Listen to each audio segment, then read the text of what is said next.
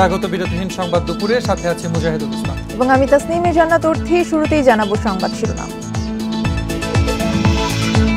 School বন্ধে high court ও মন্ত্রণালয়ের নির্দেশনা নিয়ে ধোঁয়াশা, অধিকাংশ স্কুল বন্ধ, কিছু স্থানে মাধ্যমিকে ক্লাস।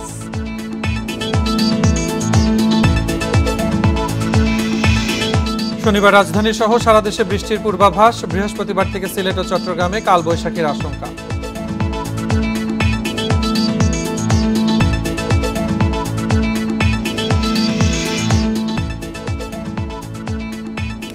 হৃদরোগ হাসপাতালের 7টি অপারেশন থিয়েটারের 6টি বন্ধ, টানা 3 দিন পর একটিতে অস্ত্রোপচার শুরু। ক্যাসিনো কাণ্ডে দণ্ডিত জিকে শামীমের জামিন নিয়ে ফের প্রতারণা, আইনজীবী নিখিলের ওপরে নিষেধাজ্ঞা।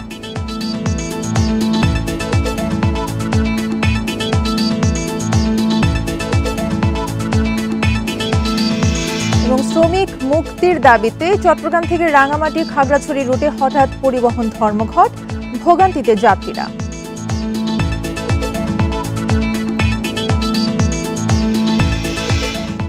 শিরোনাম জানাচ্ছিলাম, এবারে পুরো খবর।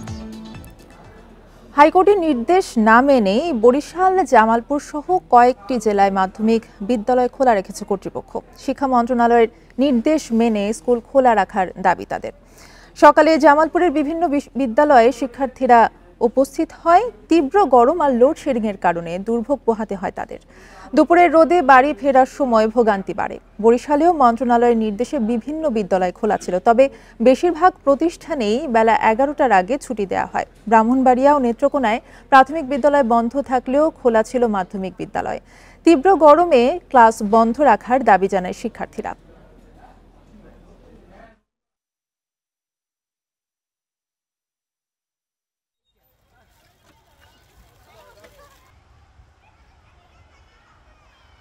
গরমে আমাদের অনেক সমস্যা হচ্ছে, আর এর মধ্যে কারেন্ট চলে যাচ্ছে, পড়ালেখা করতে খুব অসুবিধা হচ্ছে। বন্ধ দিলে ভালো হয়, আর এই গরমে অনেক কষ্ট স্কুল করতে।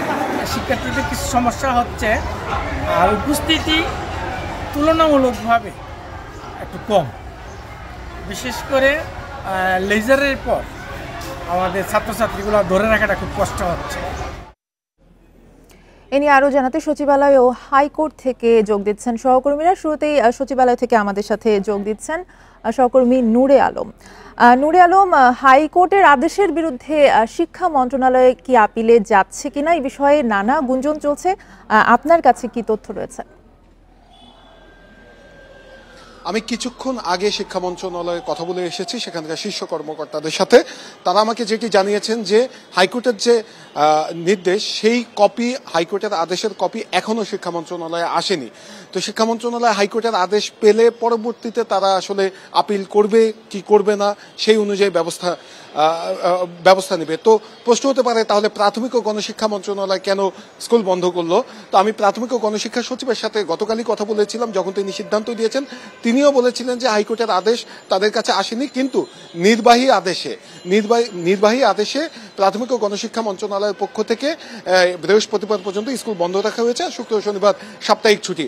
আর এই শিক্ষা মন্ত্রণালয়ের পক্ষ থেকে গতকালই 21টি জেলায় স্কুল খোলা রাখার কথা। তারা কিন্তু এই যে হাইকোর্টের যে আদেশ, তার আগেই তারা এই সিদ্ধান্ত নিয়ে ফেলেছে আবহাওয়া অধিদপ্তরের বিশেষজ্ঞদের সাথে কথা বলে। তো যে জেলাগুলোতে ক্লাস চলছে এবং সেই জেলাগুলোতে শিক্ষা মন্ত্রণালয়ের নির্দেশনা মেনেই তারা ক্লাস করছে। তো শিক্ষা মন্ত্রণালয়ের পক্ষ থেকে আমাদেরকে একটি কথাই বলা হচ্ছে, হাইকোর্টের আদেশের কপি আসার পরে তারা পরবর্তী সিদ্ধান্ত নেবে, আপিল করবে কি করবে না, অথবা এই সে হাইকোর্টের আদেশ অনুযায়ী সিদ্ধান্ত নেয়ার কথা তারা বলেছে যে আদেশ পাওয়ার পরে। আর যে জেলাগুলোতে এখন পর্যন্ত ক্লাস হচ্ছে, যে জেলাগুলোতে এই শিক্ষা মন্ত্রণালয়ের নির্দেশে ক্লাস বন্ধ রয়েছে, সেগুলো হচ্ছে ঢাকা বিভাগের ঢাকা, টাঙ্গাইল, নারায়ণগঞ্জ, মুন্সিগঞ্জ, গাজীপুর ও মানিকগঞ্জ জেলা, রংপুর বিভাগের কুড়িগ্রাম ও দিনাজপুর জেলা এবং বরিশাল বিভাগের পটুয়াখালী জেলার সব মাধ্যমিক স্কুল, কলেজ ও মাদ্রাসা ও কারিগরি শিক্ষা প্রতিষ্ঠান আজকের বন্ধ রয়েছে। সেই সঙ্গে খুলনা ও রাজশাহী বিভাগের যতগুলো জেলায় শিক্ষা প্রতিষ্ঠান রয়েছে, সেই শিক্ষা প্রতিষ্ঠানগুলো আজকে বন্ধ রয়েছে।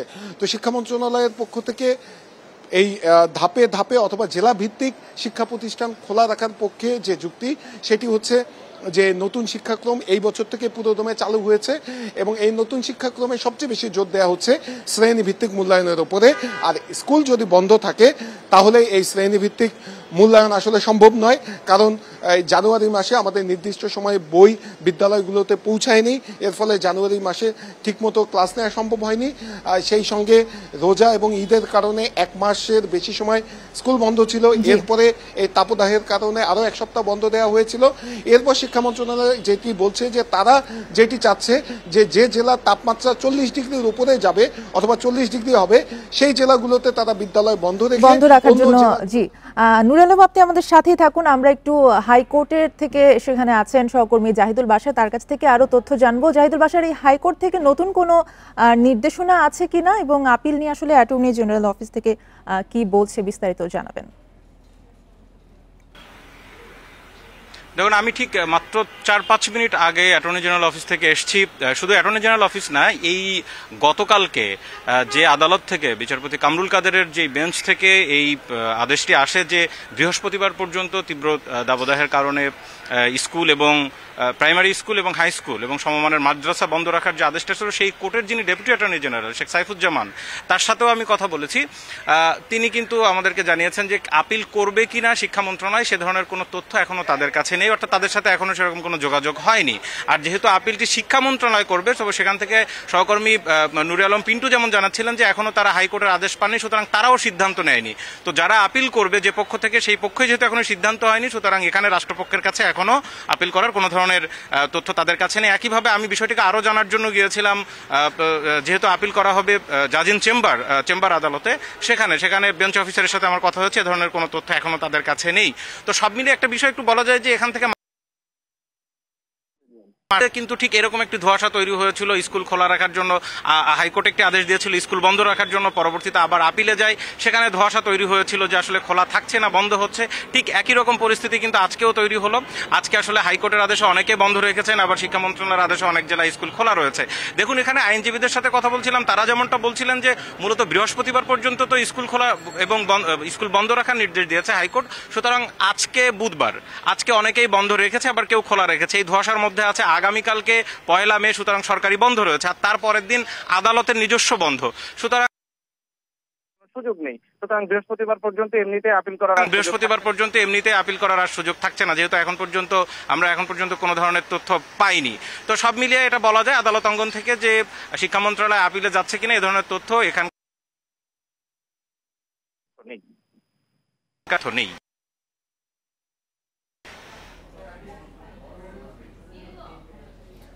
আগামী শনিবার থেকে রাজধানী সহ সারা দেশে বৃষ্টি শুরু হতে পারে। এর আগে বৃহস্পতিবার থেকে সিলেট ও চট্টগ্রামে বৃষ্টি এবং কালবৈশাখীর পূর্বাভাস দিয়েছে আবহাওয়া অফিস। তবে আগামীকালও কিছু কিছু এলাকায় তীব্র তাপপ্রবাহ থাকবে।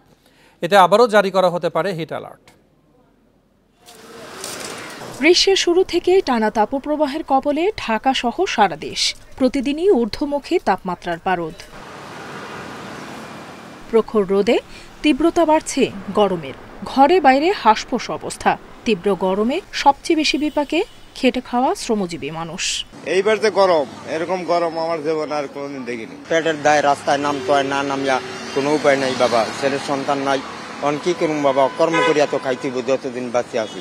পানি খাওয়াতে হয়, জুস খাই, বিভিন্ন ধরনের জিনিস খাওয়াতে বিরত হয়। তো তাপটা বেশি, বাচ্চার স্বাস্থ্যের জন্য খুব হচ্ছে, ওর ঠান্ডা লেগে যাচ্ছে ঘেমে। তবে মে মাসের প্রথম সপ্তাহ থেকে কিছুটা স্বস্তির আভাস দিচ্ছে আবহাওয়া অফিস। ঢাকা, রাজশাহী, চুয়াডাঙ্গা সহ সারা দেশেই আগামী শনিবার থেকে 4-5 দিন ভারী বৃষ্টি হতে পারে। এতে তাপমাত্রা কিছুটা কমবে বলে জানিয়েছে আবহাওয়া অধিদপ্তর। এছাড়া সিলেট ও চট্টগ্রামে হতে পারে কালবৈশাখী। খুলনা এবং রাজশাহীতে হিটওয়েভটা আছে, সেটা পুরোপুরি কমতে আমাদের 4 থেকে 5 তারিখ পর্যন্ত অপেক্ষা করতে হবে। তখন যদি ভালো মানের একটা বৃষ্টি আমরা পাই, তা আমরা ধারণা করছি যে ওই জায়গার হিটওয়েভটা কমে আসলে সারা দেশে তাপমাত্রা অটোমেটিক কিছুটা কমে আসবে। কারণ কি, আমাদের পশ্চিমা লু হাওয়া যেটা বলি, সেটার প্রভাবে আমাদের খুলনা এবং রাজশাহীর তাপমাত্রাটা বেশি আসে। এর প্রভাবটা পড়ে ঢাকা এবং বরিশালের উপরে। তো ওই সাইডে যখন তাপমাত্রা পুরোপুরি কমে আসবে, আমরা ধারণা করি যে সারা দেশে তাপমাত্রা অনেকটা কমে আসবে। মে মাসের মাঝামাঝি থেকে আবারও তাপপ্রবাহের কবলে পড়তে পারে দেশের বেশিরভাগ জেলা, বলছেন আবহাওয়াবিদরা। নুরসেলিনা শিউলি, ইন্ডিপেন্ডেন্ট নিউজ, ঢাকা। তাপপ্রবাহ নিয়ে আরো জানাতে রাজধানীর আগারগাঁও আবহাওয়া অধিদপ্তর এবং রাজশাহী থেকে যোগ দিচ্ছেন আমাদের সহকর্মীরা। শুরুতেই আগারগাঁও থেকে যুক্ত হচ্ছেন সহকর্মী বুদ্ধদেব কুণ্ডু। বুদ্ধদেব, আপনি সকাল থেকেই সেখানে রয়েছেন এবং আমাদেরকে কিন্তু দফায় দফায় বিভিন্ন তথ্য জানাচ্ছিলেন। সর্বশেষ জানতে চাইব যে কোন দেশের কোন কোন জেলায় সর্বোচ্চ তাপমাত্রা রেকর্ড হয়েছে এখন অবধি এবং এই মুহূর্তে রাজধানীর তাপমাত্রার ব্যাপারে কি পূর্বাভাস রয়েছে?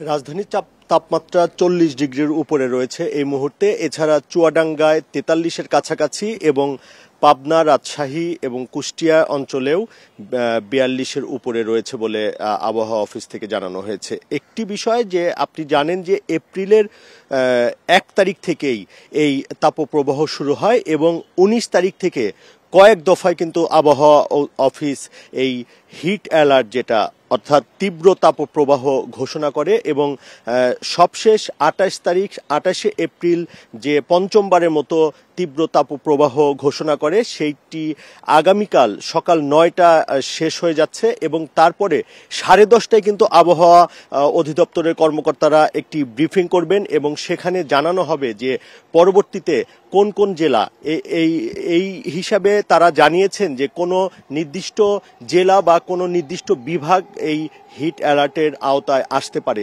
এছাড়া পূর্বাভাস অনুযায়ী আগে থেকেই কিন্তু বলা হয়েছে যে সিলেট এবং চট্টগ্রামে যে বৃষ্টির সম্ভাবনা রয়েছে, এই বৃষ্টিটি যদি অধিক মাত্রার বৃষ্টি হয় অর্থাৎ মেঘপুঞ্জ যদি প্রচণ্ড আকারে ঘনীভূত হয় এবং দফায় দফায় যদি কয়েকদিন বৃষ্টিটা হয়, এই বৃষ্টির প্রভাবটা এই ঢাকা এবং বরিশাল অঞ্চল সহ এই অঞ্চলে জুড়ে পড়বে, অর্থাৎ তাপমাত্রা কিছুটা কমে যাবে।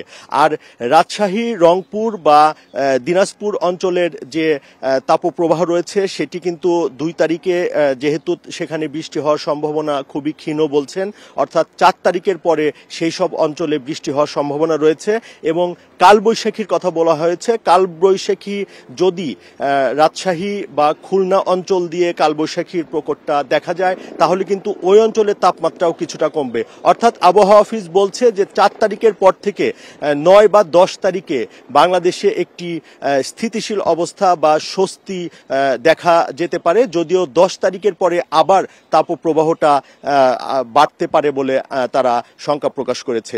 আরেকটি জিনিস তারা কিন্তু বারবারই বলছে বৃষ্টি হওয়ার সম্ভাবনা রয়েছে, বৃষ্টি যদি না হয় তাহলে কিন্তু আবারও সারা দেশব্যাপী এই হিট অ্যালার্ট বা তীব্র তাপপ্রবাহ থাকবে এবং আগামীকাল 10:30টার সময় তারা একটি ঘোষণা দিবে যে কোন কোন এলাকায় হিট অ্যালার্টটা তারা ঘোষণা করবেন। আরেকটি জিনিস এখানে বলা হচ্ছে যে এই অনেক জেলাতেই তাপপ্রবাহের রেকর্ড ভেঙেছে। কোনো কোনো জেলা 30 বছরের, কোনো জায়গায় 20 বছরের রেকর্ডটা ভেঙেছে। তারা বলছেন যে মে মাসেও কিন্তু এরকম কিছু ঘোষণা আসতে পারে বা রেকর্ড ভাঙতে পারে, এইরকমই আভাস আবহাওয়া অফিস থেকে আমাদেরকে জানানো হয়েছে। বুদ্ধদেব, আপনি সাথেই থাকুন। আমরা এই মুহূর্তে যাব রাজশাহী থেকে যুক্ত হচ্ছেন সহকর্মী মুস্তাফিজুর রহমান। মুস্তাফিজ, যতটুকু আমরা জানতে পেরেছি যে রাজশাহীতে তাপমাত্রা 42 ডিগ্রির ওপরে, সেক্ষেত্রে জীবনযাত্রা আসলে কতটা স্থবির সেখানে হয়ে পড়েছে এবং শিক্ষা নগরী রাজশাহী, সেক্ষেত্রে আসলে এই যে বিদ্যালয় খুলে রাখার ক্ষেত্রে যে ধোঁয়াশা তৈরি হয়েছে সেরকম কোনো পরিস্থিতির মুখোমুখি কেমন দেখছেন রাজশাহীতে?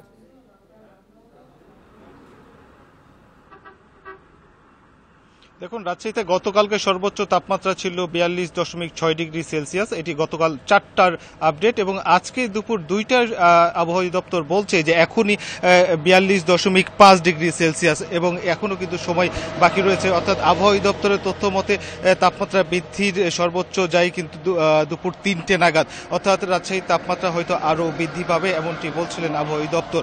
আর গেল কয়েকদিন থেকে তীব্র থেকে তীব্রতর যে তাপদাহ যাচ্ছে, এর ফলে জনজীবন যেমন বিপর্যস্ত হচ্ছে, সেই সাথে আপনি যেমনটি বলছিলেন যে স্কুল খোলার মতো যে সিদ্ধান্তটি নেওয়া হয়েছিল এতে কিন্তু অনেক শিক্ষার্থী এবং অভিভাবকরা বিশেষ করে এর বিরূপ প্রতিক্রিয়া দেখিয়েছিলেন এবং তারা বারবারই বলছিলেন যে এই তীব্র তাপদাহের মধ্যে শিক্ষা প্রতিষ্ঠান খোলা বা কোমলমতি শিক্ষার্থীরা যারা স্কুলে আসছেন তাদের এই বিষয়টি নিয়ে কিন্তু অভিভাবকরা অনেকটি বলছিলেন বিষয়গুলো নিয়ে। সেই সাথে এখানে শিক্ষার্থীরা একটি কথা বলছিলেন বারবার যে যেহেতু এখনো আমাদের যে শিক্ষা প্রতিষ্ঠানগুলো রয়েছে সবগুলোই কিন্তু সেন্ট্রাল এসি ব্যবস্থা নেই, যার ফলে সেখানে যে ফ্যানগুলো রয়েছে ফ্যানগুলো অনেক ধীর গতিতে চলে।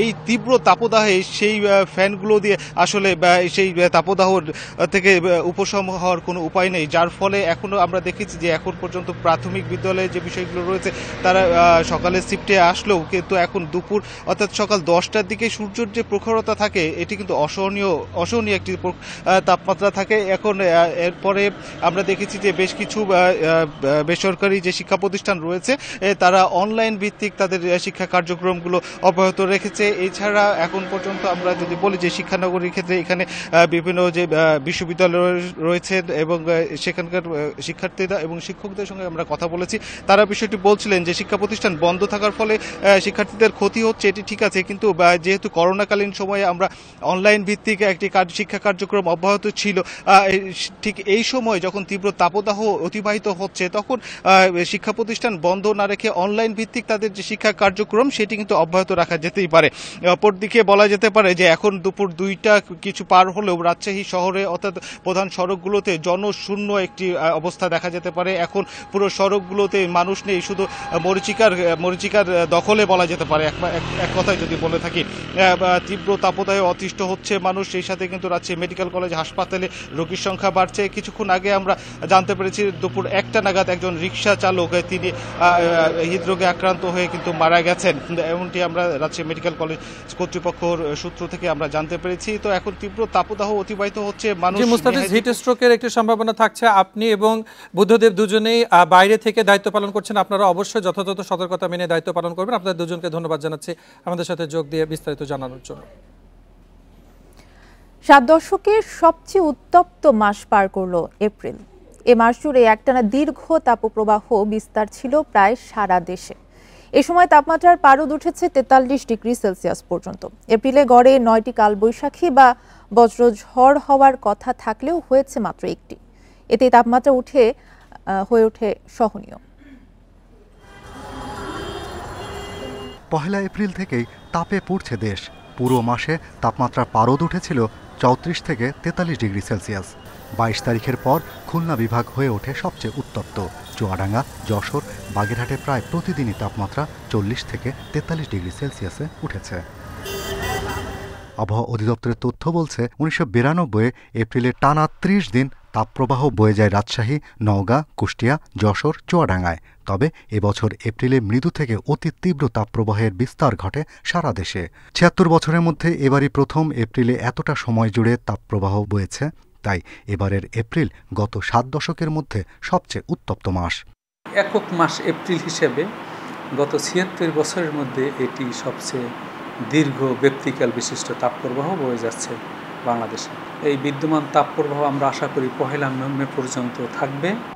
আবহাওয়া অধিদপ্তরের তথ্য বলছে এপ্রিলে গড়ে কালবৈশাখী হয় 9 দিন, অথচ এবছর এখন পর্যন্ত মাত্র একটি বড় ধরনের কালবৈশাখী ঝড় হয়েছে। 2023-এ 7টি, 2021-এ 8টি, 2014-তে 4টি, 2004-এ 1টি, 1999 ও 2009-এ 4টি এবং 1992-এর এপ্রিলে বজ্রঝড় হয় 5টি। বড় ধরনের একটি বজ্রঝড় তৈরি হয়েছে, আর 2 থেকে 3টি বজ্রঝড় তৈরি হয়েছে স্থানীয় পর্যায়ে সিলেট এবং চট্টগ্রামের রাঙামাটি এইসব অঞ্চলে। দক্ষিণ এশিয়া এবং দক্ষিণ পূর্ব এশিয়া জুড়েই তাপমাত্রার আধিক্য বিরাজমান এবং এটি একটা উষ্ণ বলয় হিসেবে কাজ করে যাচ্ছে। মে মাসের শুরুতে কালবৈশাখীর বৃষ্টিতে কয়েকদিন আবহাওয়া কিছুটা নমনীয় থাকতে পারে, তবে মের মাঝামাঝি থেকে আবারও 2 থেকে 3টি তাপপ্রবাহ বয়ে যাওয়ার পূর্বাভাস দিয়েছে আবহাওয়া অধিদপ্তর। Shahriar Anirban, independent news, Dhaka. জাতীয় হৃদরোগ হাসপাতালের 7টি অপারেশন থিয়েটারের 6টি বন্ধ। টানা 3 দিন পর অস্ত্রোপচার শুরু হয়েছে একটিতে। বাকিগুলোতে সচল করতে কাজ চলছে বলে জানিয়েছেন হাসপাতালের পরিচালক। এছাড়া বন্ধ ছিল 6টি আইসিইউ ও এইচডিইউ এর সব এসি। সিসিইউ এর 3টি এসিও পড়েছিল অচল হয়ে। সোমবার স্বাস্থ্য অধিদপ্তর থেকে অর্থ বরাদ্দের পর আজ সকালে কয়েকটি এসি ও একটি অপারেশন থিয়েটার সচল হয়। গত 3 দিন অক্সিজেন সরবরাহের সংযোগের সমস্যা থাকায় বাকি 4টি অপারেশন থিয়েটারের কার্যক্রম ও এসি সমস্যা থাকায় 7টি থিয়েটার বন্ধ হয়ে যায়। এতে দুর্ভোগে পড়েন রোগীরা। স্বাস্থ্যমন্ত্রী 24 ঘন্টার মধ্যে এসির সমস্যা সমাধানের নির্দেশ দেওয়ার পর শুরু হয় মেরামতের কাজ। অপারেশন থিয়েটারের ভিতরে ভেন্টিলেটর চালাইতে হলে 3টা জিনিস লাগে, একটা হলো অক্সিজেন, একটা হলো ভ্যাকুয়াম, আর একটা হলো এয়ার প্লান্ট। এই এয়ার প্লান্টে আমার ডিস্টারবেন্স হয়েছিল অল অন এ সাডেন বৃহস্পতিবার, এবং ওই এয়ার প্লান্টে ডিস্টার্ব হওয়াতে আমরা ভেন্টিলেটর চলছিল না বিধায় আমরা 2 দিন অপারেশন করতে পারিনি। শনি রবি 2 দিনের মধ্যে আমরা সেরে ফেলেছিলাম, কিন্তু কালকে সোমবার দিন সকালে আবার দেখা গেল আবার কিছু ত্রুটি আছে, এই জন্য কালকেও আমরা ওটি করিনি। ক্যাসিনো কাণ্ডে সাজাপ্রাপ্ত জিকে শামীমের জামিন নিয়ে আবারও প্রতারণা, আর এর দায়ে তার আইনজীবী নিখিল কুমার সাহাকে মামলা পরিচালনায় 1 সপ্তাহের নিষেধাজ্ঞা দিয়েছে আপিল বিভাগ। সকালে প্রধান বিচারপতির নেতৃত্বাধীন 8 সদস্যের বেঞ্চ এই আদেশ দেন। একই সাথে কার্যতালিকা থেকে জিকে শামীমের জামিন আবেদনটি বাদ দিয়েছে আপিল বিভাগ। এর আগেও হাইকোর্টে জিকে শামীমের জামিন ঘিরে প্রতারণার অভিযোগ ওঠে। 2020 সালের মার্চে প্রতারণার আশ্রয় নিয়ে হাইকোর্ট থেকে জামিন পান বহিষ্কৃত যুবলীগ নেতা ও আলোচিত ঠিকাদার জিকে শামীম। পরে অনুসন্ধানে জানা যায় ওই ঘটনার মাসখানেক আগে করা জামিন আবেদনে পুরো নাম উল্লেখ করেননি তিনি।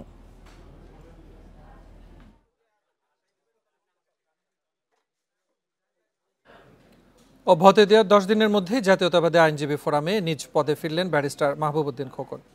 বিএনপির শীর্ষ নেতৃত্বের নির্দেশে বহিষ্কারের চিঠি প্রত্যাহার করে তাকে সিনিয়র সহসভাপতি পদে বহাল রাখা হয়েছে। সোমবার ফোরাম থেকে আনুষ্ঠানিক চিঠি দিয়ে মাহবুবউদ্দিন খোকনকে এ বিষয়ে জানানো হয় সুপ্রিম কোর্ট বার নির্বাচনে সভাপতির দায়িত্ব গ্রহণ নিয়ে বিরোধের সূত্রপাত। নির্বাচনে ভোট গণনায় কারচুপির অভিযোগ তুলে মাহবুবউদ্দিন খোকনকে সভাপতির দায়িত্ব নিতে নিষেধ করে জাতীয়তাবাদী আইনজীবী ফোরাম, কিন্তু সেই সিদ্ধান্ত না মেনে নির্বাচিত সভাপতি হিসেবে তিনি দায়িত্ব নেন। এর পরিপ্রেক্ষিতেই গত 20 এপ্রিল তাকে ফোরাম থেকে অব্যাহতি দেওয়া হয়। এই ঘটনাকে কেন্দ্র করে ফোরামের মহাসচিব কায়সার কামাল ও মাহবুবউদ্দিন খোকনের বিরোধ প্রকাশ্যে আসে। I'm sorry for that.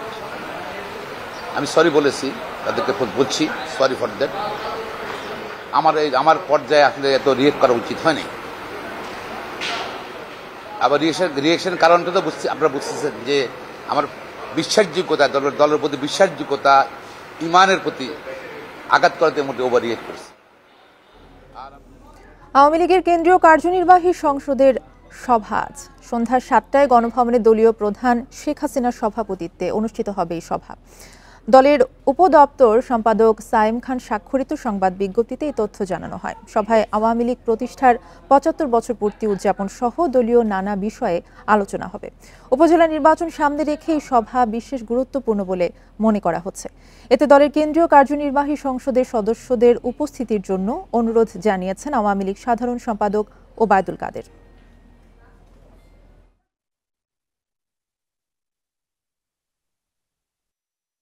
চার শ্রমিককে গ্রেফতারের প্রতিবাদে চট্টগ্রাম থেকে খাগড়াছড়ি ও রাঙ্গামাটি রুটে পরিবহন ধর্মঘট চলছে।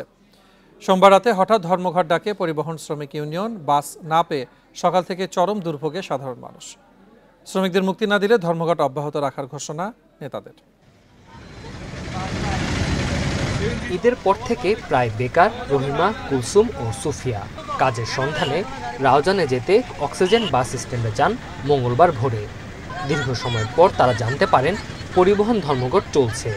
হতাশ হয়ে দুর্দশার কথা তুলে ধরেন তারা।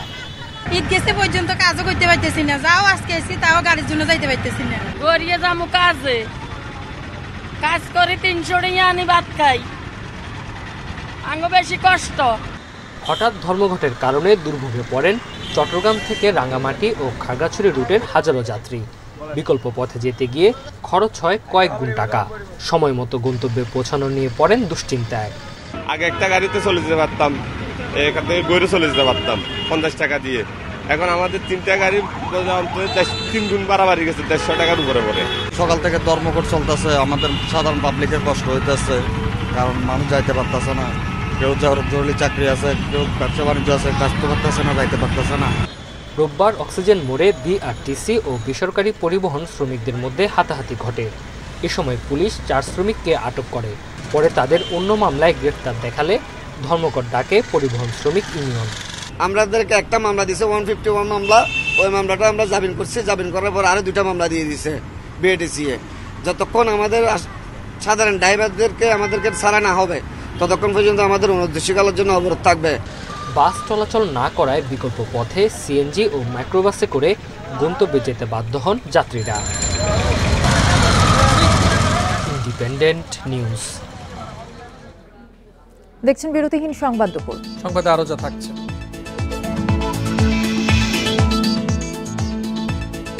লক্ষ্যের চেয়ে দেশে নেট রিজার্ভ কম, IMF এর পর্যবেক্ষণ। 8 মের মধ্যে কর্মপরিকল্পনা জমার তাগিদ।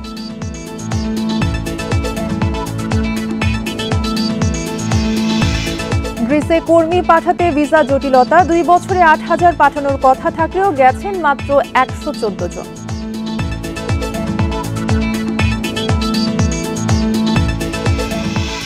পাবনার রূপপুর থেকে বগুড়া উপকেন্দ্র পর্যন্ত প্রায় 90 কিলোমিটার দীর্ঘ 400 কেভি সিঙ্গল সার্কিট সঞ্চালন লাইন চালু হয়েছে।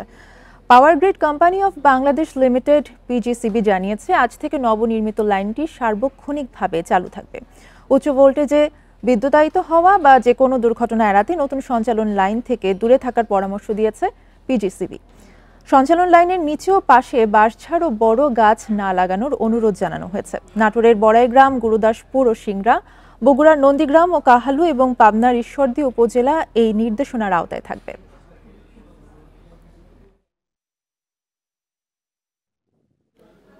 লক্ষ্যমাত্রা অনুযায়ী বাংলাদেশের নেট রিজার্ভ কম বলে পর্যবেক্ষণ আন্তর্জাতিক মুদ্রা তহবিল IMF এর।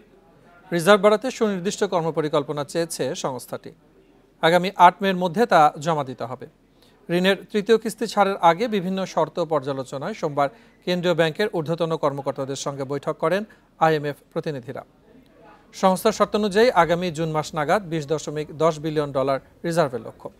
রিজার্ভ ধরে রাখায় ব্যর্থতার জন্য কেন্দ্রীয় ব্যাংকের বিভিন্ন নীতিতে ভুল ছিল বলেও পর্যবেক্ষণে তুলে ধরেন আন্তর্জাতিক সংস্থাটির প্রতিনিধিরা। এছাড়া খেলাপি ঋণে তথ্য প্রকাশে কোনো গরমিল রয়েছে কিনা সে তথ্যও চেয়েছেন।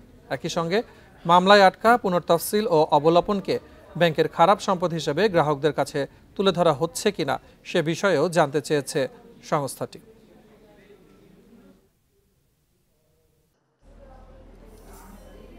প্রথমবারের মতো দেশের বেসরকারি সৌর বিদ্যুৎ কেন্দ্রে অর্থায়ন করছে এশীয় উন্নয়ন ব্যাংক ADB। পাবনায় 100 মেগাওয়াট গ্রিড সংযুক্ত সৌর ফটোভোলটাইক প্ল্যান্ট নির্মাণ এবং পরিচালনার জন্য এই ঋণ দিচ্ছে সংস্থাটি। এ লক্ষ্যে ADB এবং ডাইনামিক সান এনার্জির মধ্যে $121.55 মিলিয়ন অর্থায়ন প্যাকেজ সই হয়েছে।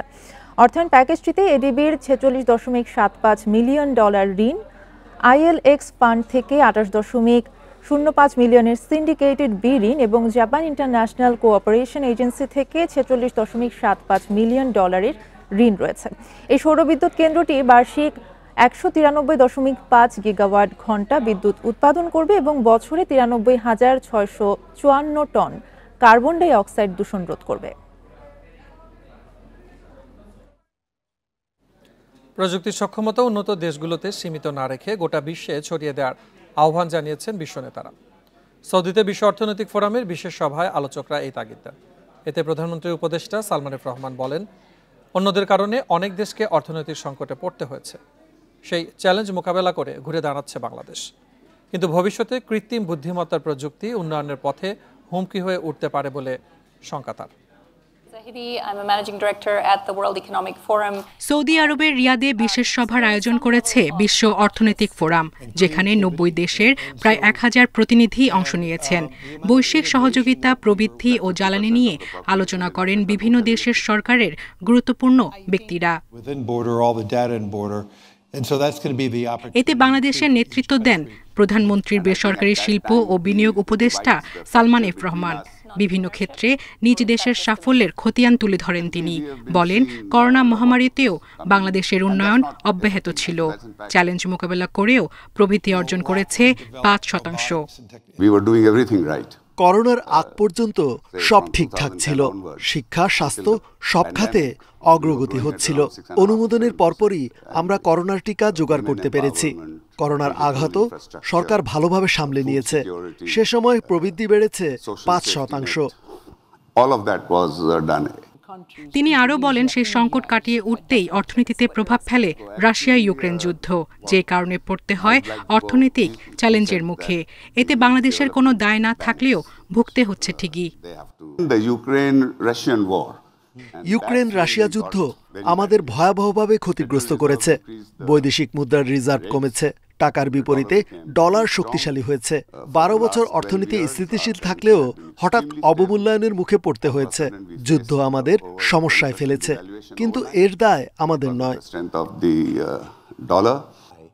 আলোচনায় গুরুত্ব পায় শিল্প কারখানায় রোবট ও কৃত্রিম বুদ্ধিমত্তা প্রযুক্তির ব্যবহার। এক্ষেত্রে সালমান এফ রহমান আশঙ্কা করেন অতিমাত্রায় প্রযুক্তির ব্যবহার মানুষের জন্য হুমকি হয়ে উঠতে পারে।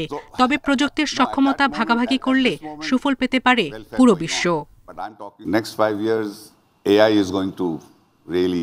আগামী 5 বছরে এআই এমন জায়গায় পৌঁছে যাবে যা আমাদের চিন্তার বাইরে। ভবিষ্যতে মানুষের চেয়েও বেশি শক্তিশালী হয়ে উঠতে পারে কৃত্রিম বুদ্ধিমত্তা প্রযুক্তি। কর্মক্ষেত্রে মানুষকে চ্যালেঞ্জের মুখে ফেলে দেবে। টেকসই উন্নয়নের লক্ষ্যে সবাইকে একসঙ্গে কাজ করার আহ্বান জানান প্রধানমন্ত্রীর উপদেষ্টা। সায়রা খান, ইন্ডিপেন্ডেন্ট নিউজ। গ্রিসে কর্মী পাঠাতে দেখা দিয়েছে ভিসা জটিলতা। ফলে বছরে 4000 কর্মী পাঠানোর কথা থাকলেও 2 বছরে গেছে মাত্র 114 জন। অভিবাসন সংশ্লিষ্টরা বলছেন বাংলাদেশে গ্রিসের দূতাবাস না থাকায় এই সংকট তৈরি হয়েছে। এ নিয়ে দেশটির সঙ্গে আলোচনা শুরু হয়েছে বলে জানিয়েছে পররাষ্ট্র মন্ত্রণালয়। কর্মী পাঠাতে 2022 সালে গ্রিসের সঙ্গে বাংলাদেশের চুক্তি হয়। সে অনুযায়ী বছরে 4000 কর্মী নেওয়ার কথা। কৃষি শ্রমিক হিসেবে দেয়া হবে 5 বছরের ওয়ার্ক পারমিট। কিন্তু 2022 সালে গ্রিসে গেছেন মাত্র 12 জন, 2023 সালে 77 জন এবং এবছর 25 জন কর্মী। জনশক্তি ব্যবসায়ীরা বলছেন গ্রিসে কর্মী পাঠানো নিয়ে সরকারের স্পষ্ট দিক নির্দেশনা নেই। এছাড়া ভিসা জটিলতাও রয়েছে। প্রতি বছর জব মার্কেটে 25 লক্ষ লোক ঢোকে, সেখান থেকে আমরা 4000 লোক গ্রিসের মতো দেশে পাঠাতে পারবো না, এটা আমার কাছে বোধগম্য নয়। আমাদের ইউরোপের পার্টিকুলার যে কয়েকটা দেশে আমাদের সাথে চুক্তি হয়েছে এবং আমাদের লোক যাচ্ছে, সেসব দেশের একটা কনসুলেট অফিস এখানে বা তাদের কোনো সার্ভিস সেন্টার এখানে খোলা যায় কিনা, না হলে পরে আমরা এই মার্কেটগুলো হারাবো। এ নিয়ে গ্রিসের বাংলাদেশ দূতাবাসের কর্মকর্তা জানিয়েছেন 16 এপ্রিল এথেন্সে 2 দেশের পররাষ্ট্রমন্ত্রীর বৈঠক হয়েছে। ঢাকায় গ্রিসের দূতাবাস চালু হলে সংকট কেটে যাবে। তাদের ভিসা ইস্যু বা ভিসা ব্যবস্থাপনায় তাদের সক্ষমতার অভাব। গ্রিক পররাষ্ট্রমন্ত্রী আমাদের মাননীয় পররাষ্ট্রমন্ত্রীকে আশ্বস্ত করেছেন যে ঢাকায় দূতাবাস স্থাপন তাদের অগ্রাধিকার তালিকাভুক্ত একটি প্রকল্প। তবে অভিবাসন বিশেষজ্ঞরা বলছেন গ্রিসের মতো আরও অনেক দেশে মৌসুমী কর্মী পাঠানোর সুযোগ রয়েছে, সেদিকে সরকারকে নজর দিতে হবে। অভিবাসন খরচটাকে একেবারেই কমাতে হবে এবং আমরা যেটা দাবি করি যে এই অভিবাসন খরচটা যেটা হওয়া উচিত সেটা হচ্ছে 0 অথবা এটা এমপ্লয়ার পেইড মডেল। যে মালিক নিবে সেই মালিক এখানে আসলে তার অভিবাসন খরচটা বহন করা উচিত, যাতে করে শ্রমিক তার কোনো খরচ না হয়, সে যে কাজ করে ইনকাম করে আবার ফেরত আসতে পারে। গ্রিসের কৃষি, পর্যটন, নির্মাণ ও তৈরি পোশাক শিল্প খাতে বিদেশি কর্মীর ব্যাপক চাহিদা রয়েছে। সুলতানা জাহান মিতু, ইন্ডিপেন্ডেন্ট নিউজ, ঢাকা। এই ছিল এখনকার বিরতিহীন সংবাদ দুপুরে। ইন্ডিপেন্ডেন্ট টেলিভিশনের আরো খবর জানতে চোখ রাখুন ফেসবুক, ইউটিউব এবং এক্সে। ধন্যবাদ।